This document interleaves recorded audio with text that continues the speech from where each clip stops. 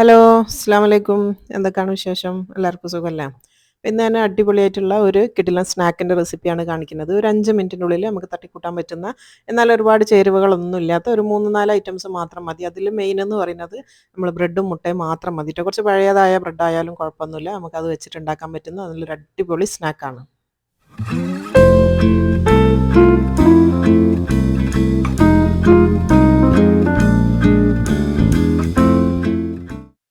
അപ്പോൾ ദാ ആദ്യം തന്നെ നമ്മൾ ഇതിൽ പറഞ്ഞ പോലെ നമുക്ക് ബ്രെഡാണ് ആദ്യം വേണ്ടത്. ഞാനിവിടെ കുറച്ച് കൂടുതൽ ക്വാണ്ടിറ്റി ഉണ്ടാക്കുന്നുണ്ട്. അപ്പോൾ 4 സ്ലൈസ് ബ്രെഡാണ് ഞാൻ എടുത്തത് കേട്ടോ. ഒരു 2, 3 ആൾക്കാരൊക്കെ ഉള്ള വീട്ടിലൊക്കെ ആണെങ്കിൽ 2 സ്ലൈസ് ബ്രെഡ് തന്നെ മതി കേട്ടോ. അതിൽ കൂടുതലൊന്നും ആവശ്യമില്ല. അപ്പോൾ ഞാനിത് ആ ഒരു ബ്രെഡിൻ്റെ മേലെ 2 ബ്രെഡ് വെച്ചതിന് ശേഷം കുറച്ച് വെള്ളം ഒഴിച്ച് കൊടുക്കുന്നുണ്ട്. വെള്ളത്തിന് അങ്ങനെ ഒരു അളവൊന്നുമില്ല. ആ ഒരു ബ്രെഡ് മുങ്ങി നിൽക്കുന്ന രീതിയിലുള്ള വെള്ളം കേട്ടോ. അപ്പോൾ അതാ അടുത്ത 2 സ്ലൈസും കൂടെ വെച്ച് കൊടുത്തിട്ടുണ്ട്. അതിൻ്റെ മേലെയും കുറച്ച് നല്ലോണം വെള്ളം ഒഴിച്ച് കൊടുക്കുക. എന്നിട്ട് ഇങ്ങനെ വെള്ളം ഒഴിച്ച് വെച്ചതിന് ശേഷം ഒരു മിനിറ്റ് നേരം അല്ലെങ്കിൽ മാക്സിമം 2 മിനിറ്റ് നേരം ഇതൊന്നിങ്ങനെ കുതിർത്തി വെക്കുക കേട്ടോ. ജസ്റ്റ് ഒന്ന് കുതിർന്നോട്ടെ.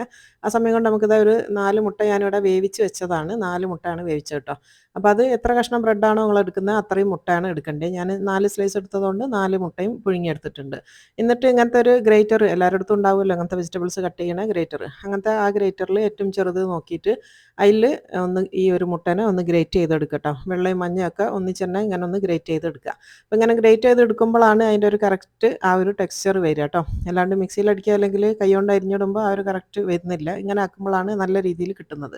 അപ്പോൾ ഇതേപോലെ തന്നെ ഞാനിപ്പോൾ അത് ഒന്ന് ചെയ്തിട്ടുണ്ട്. ബാക്കിയുള്ള 3ഉം കൂടെ ഇതേപോലെ ഗ്രേറ്റ് ചെയ്തെടുക്കുക. അപ്പോൾ അത് കംപ്ലീറ്റ് ഞാൻ എല്ലാം ഗ്രേറ്റ് ചെയ്ത് വെച്ചിട്ടുണ്ട്. ഇത് നമുക്ക് വലിയ ഒരു മിക്സ് ചെയ്യാൻ പറ്റുന്ന വലിയൊരു പാത്രത്തിലേക്ക് മാറ്റി കൊടുക്കുക. ഞാനൊരു ബൗളിലേക്ക് ഇട്ട് കൊടുക്കുകയാണ്. അപ്പോൾ അത് കംപ്ലീറ്റ് ഞാൻ ഇട്ട് കൊടുത്തതിന് ശേഷം നമ്മൾ പുതിർത്തി വെച്ചിട്ടുള്ള ആ ഒരു ബ്രെഡ് ഉണ്ടല്ലോ അതെടുത്തിട്ട് നന്നായിട്ടൊന്ന് സ്ക്യൂസ് ചെയ്ത് എടുക്കട്ടെ. അപ്പോൾ ഞാനിപ്പോൾ ആ ഒരു 2, 3 മിനിറ്റ് ആയി പോയിട്ടുണ്ട്. ഇത്രയും സമയം വേണ്ടിയില്ല. ഒരു 1, 2 മിനിറ്റ് മതി കേട്ടോ. എന്നിട്ട് നന്നായിട്ട് ഇതൊന്ന് കുതിർത്തെടുക്കുക. അപ്പോൾ കുറച്ച് പഴയ ബ്രെഡാണെങ്കിൽ അതാണ് ഏറ്റവും നല്ലത്. ഇത് ഞാനിവിടെ എടുത്തത് നല്ല ഫ്രഷ് ബ്രെഡാണ്. ഇന്നത്തെ ഡേറ്റിലുള്ള ബ്രെഡാണ്. അതുകൊണ്ട് തന്നെ നന്നായിട്ട് സോക്കായിട്ട് പോയിട്ടുണ്ട്. കുഴപ്പമൊന്നുമില്ല. അത് നമുക്ക് നന്നായിട്ട് പിഴിഞ്ഞെടുത്താൽ മതി. അപ്പോൾ അത് നന്നായിട്ട് അതിൻ്റെ വെള്ളം ഒന്ന് പിഴിഞ്ഞെടുത്തതിന് ശേഷം അത് ഇതിലേക്ക് തന്നെ ഇടണം കേട്ടോ. ആദ്യം നമുക്കിതൊന്ന് കൈ കൊണ്ടൊന്ന് ഉടച്ചെടുക്കണം. അപ്പോൾ അത് നന്നായിട്ട് പിഴിഞ്ഞിട്ടുണ്ട്. ഇത് നമുക്ക് കൈ വെച്ചിട്ട് നന്നായിട്ട് ഇതൊന്ന് ഉടച്ചെടുക്കുക. നമ്മളിത് വെള്ളത്തിൽ കുതിർത്തി വെച്ച ബ്രെഡ് ആയതുകൊണ്ട് തന്നെ പെട്ടെന്ന് ഇത് ഉടച്ചെടുക്കാനും വേണ്ടി പറ്റും ട്ടോ. ഒരു പ്രയാസവുമില്ല. പെട്ടെന്ന് തന്നെ നമുക്കിങ്ങനെ ഉടച്ചെടുക്കാൻ പറ്റും. അപ്പോൾ അത് കംപ്ലീറ്റ് ഞാനിതൊന്ന് ഉടച്ചെടുത്തിട്ടുണ്ട്. ഇത് നമുക്ക് ആ ഒരു മുട്ടൻ്റെ മിക്സിയിലേക്ക് ഈ ഒരു ബ്രെഡും കൂടെ ചേർത്ത് കൊടുക്കുക. അപ്പോൾ ഇത് രണ്ടുമാണ് മെയിൻ സാധനം കേട്ടോ. ഇതിൽ കുറച്ച് ഉപ്പിട്ടിട്ട് വേണമെങ്കിൽ വേറെ ഒന്നും ഇല്ലാണ്ട് തന്നെ നമുക്കിത് ഈ ഒരു സ്നാക്ക് ഉണ്ടാക്കിയെടുക്കാം. അതിനൊന്നും കൂടെ ടേസ്റ്റ് കൂട്ടാൻ വേണ്ടി ഞാനിപ്പോൾ അത് 2 ടേബിൾ സ്പൂണോളം മല്ലിച്ചപ്പും ഒരു 1/4 കപ്പ് ചെറുതാക്കി അരിഞ്ഞിട്ടുള്ള ഉള്ളി ഇട്ട് കൊടുത്തിട്ടുണ്ട്. അത് നിർബന്ധമില്ല, വേണമെങ്കിൽ മാത്രം. പിന്നെ അതാ ഒരു മുളകിൻ്റെ കുറച്ച് അല്ലി ചേർത്ത് കൊടുത്തിട്ടുണ്ട്. വേണമെങ്കിൽ പച്ചമുളക് ചേർത്താൽ മതി. പിന്നെ അതിൽ ചേർത്ത പൊടി എന്ന് പറയുന്നത് നല്ല ജീരകത്തിൻ്റെ പൊടി ഒരു 1/2 ടീസ്പൂണും അതേപോലെ തന്നെ ഒരു നോൺ വെജിൻ്റെ ടേസ്റ്റിൽ വരാൻ വേണ്ടിയിട്ട് മീറ്റ് മസാല ഒരു 1/2 ടീസ്പൂണും കൂടെ ചേർത്ത് കൊടുത്തിട്ടുണ്ട്. അതൊക്കെ ഓപ്ഷണലാണ്, വേണമെങ്കിൽ മാത്രം ചേർത്താൽ മതി.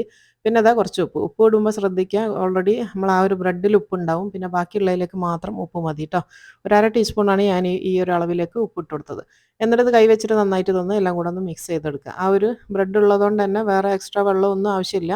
നമ്മൾ കുതിർത്തെടുത്ത ആ ഒരു ബ്രെഡാണ്. അപ്പോൾ അത് നന്നായിട്ട് ഞാൻ കുഴച്ചെടുത്തിട്ടുണ്ട് ഈ ഒരു രീതിയിൽ കേട്ടോ. ഇനി നമ്മൾ കൈ ഒന്ന് കഴുകി കൈമേലൊന്ന് കുറച്ച് എണ്ണയൊക്കെ ആക്കി വന്നു കഴിഞ്ഞാൽ നമുക്കിത് ഓരോ ഉരുളകളാക്കിയിട്ട് ഇതൊന്ന് ഉരുട്ടിയെടുക്കാൻ വേണ്ടി പറ്റും. ഇനി നമുക്കൊരു കട്ട്ലേറ്റിൻ്റെ ഷേപ്പിലേക്ക് റൗണ്ടിലോ സ്ക്വയറിലോ എങ്ങനെ വേണമെങ്കിലും നമുക്കിതൊന്ന് ഉരുട്ടിയെടുക്കാം. അപ്പോൾ ആ ഒരു സെയിം കട്ട്ലേറ്റ് ഉണ്ടാക്കുന്ന പോലെ തന്നെ ഞാനിപ്പോൾ ഈ ഒരു ഷേപ്പിലാണ് ഉണ്ടാക്കുന്നത്. അപ്പോൾ ഇതുപോലെ ബാക്കിയുള്ള എല്ലാതും ഇതേപോലെ ഒന്ന് ഉരുട്ടിയെടുക്കുക കേട്ടോ. അപ്പോൾ അത് കംപ്ലീറ്റ് ഞാൻ ഉരുട്ടി വെച്ചിട്ടുണ്ട്. ഞാൻ പറഞ്ഞല്ലോ ഇത് ഞാൻ കുറച്ചധികം ഉണ്ട്. എനിക്കിന്നിവിടെ ഗസ്റ്റ് ഉണ്ട്, അതുകൊണ്ട് അവർക്ക് വേണ്ടി ഉണ്ടാക്കിയതാണ്. അപ്പോൾ ദാ ഈ ഒരു ഇത്രയും അളവാണ് ഞാനെടുത്ത ഈ ഒരു 4 സ്ലൈസ് ബ്രെഡും മുട്ടയും വെച്ചിട്ട് കിട്ടിയത്. ഇനിയിപ്പോൾ ദാ കുറച്ച് റോസ്റ്റ് ചെയ്തിട്ടുള്ള ബ്രെഡ് ക്രംസാണ്. ഞാനിത് വീട്ടിൽ തന്നെ ഉണ്ടാക്കുന്ന നമ്മളെ സാധാ ബ്രെഡ് പൊടിച്ചിട്ട് റോസ്റ്റ് ചെയ്തെടുക്കുന്നതാണ്. അതിലേക്ക് ഇത് ഓരോന്നും ഇട്ടിട്ട് ഇതൊന്ന് നന്നായിട്ടൊന്ന് കോട്ട് ചെയ്ത് എടുക്കുക കേട്ടോ.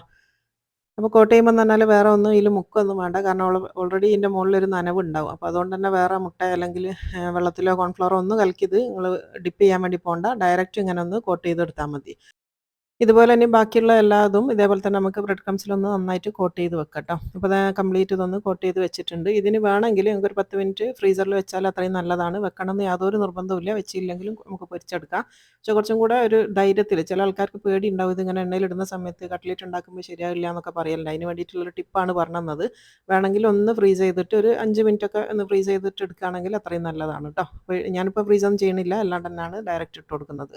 അപ്പോൾ അതാ ഒരു പാനിൽ ചൂടായ എണ്ണയിലേക്ക് ഞാൻ ഒരു 4 എണ്ണം വെച്ചിട്ടാണ് ഇത് ഫ്രൈ ചെയ്തെടുക്കുന്നത്. പിന്നെ തീ വല്ലാണ്ട് കുറച്ച് വെക്കരുത്. ഒരു മീഡിയം തീയിൽ വെച്ച് കൊടുക്കണം ട്ടോ. വല്ലാണ്ടങ്ങ് കുറച്ച് വെച്ച് കഴിഞ്ഞാൽ ചിലപ്പോൾ ഇത് പൊട്ടിപ്പോവാനും അതേപോലെ തന്നെ എണ്ണ കുടിക്കാനൊക്കെ ചാൻസ് ഉണ്ട്. കട്ട്ലേറ്റ് ഉണ്ടാക്കുന്ന സമയത്ത് എല്ലാവരും പറയുന്നതാണ് ചിലതൊക്കെ അധികം പൊട്ടിപ്പോകുന്നുണ്ട്, അല്ലെങ്കിൽ എണ്ണ കുടിക്കുന്നുണ്ട് എന്നൊക്കെ കംപ്ലയിൻറ്റ് പറയുന്നത് അതുകൊണ്ടാണ്. കട്ട്ലേറ്റ് പൊരിക്കുന്ന സമയത്ത് അത്യാവശ്യം തീ വേണം ട്ടോ. വല്ലാണ്ട് ഹൈ അല്ലെങ്കിലും ഒരു മീഡിയം തീയിനെക്കാട്ടിലും കുറച്ചും കൂടെ തീ വേണം. കാരണം എല്ലാം നമ്മൾ ഇതിൽ ചേർക്കുന്ന എല്ലാ സാധനങ്ങളും വെന്ത സാധനങ്ങളായിരിക്കും. അതിപ്പോൾ കട്ട്ലേറ്റ് ആണെങ്കിലും ഇതിൽ ചേർത്ത ബ്രെഡ്, മുട്ട അതൊക്കെ വേവിച്ച സാധനങ്ങളാണ്. അപ്പോൾ നമുക്ക് പുറം ഭാഗം മാത്രം ഒന്ന് ക്രിസ്പിയായി കിട്ടിയാൽ മാത്രം മതി.